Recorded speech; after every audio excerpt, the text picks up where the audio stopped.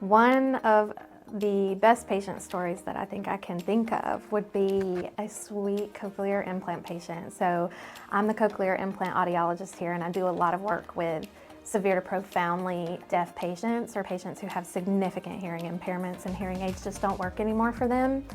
And so I had this patient come in and she was completely isolated.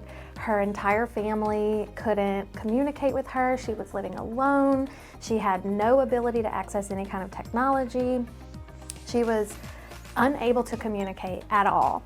And she was relying on text messages and a visit from her niece once a week to get her groceries and everything that she needed.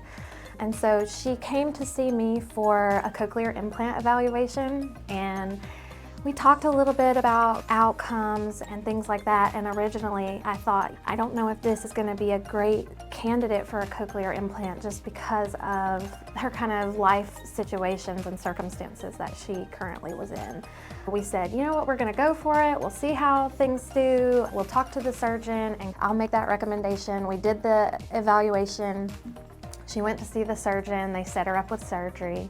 And then I see that patient back in about 4 weeks, and we activated her implant that day, and it was crazy. She didn't hear any kind of speech or anything, which is normal. So for her, she was explaining that things sounded like the telephone ringing or aliens in her ears, and so it was a little nerve-wracking for her in the beginning. And so I had to calm her down a little bit and say, look, what you're going through is very normal.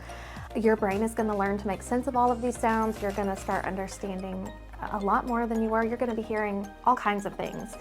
And typically how I do things, I see patients at about the 1 month mark after we turn their implant on. I have them come back for a month follow-up because it takes about a month for the brain to just get used to that kind of stimulation.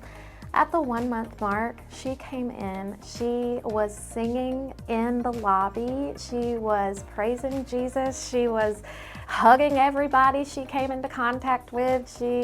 She had moved in with her niece and was involved in her youngest family member's life. She was getting a new cell phone because she wanted to be able to talk with her implant. She was just a completely different person. The first time I saw her, she was just isolated, and going from that to bubbly, outgoing, and just so thankful. It really makes what I do worth it.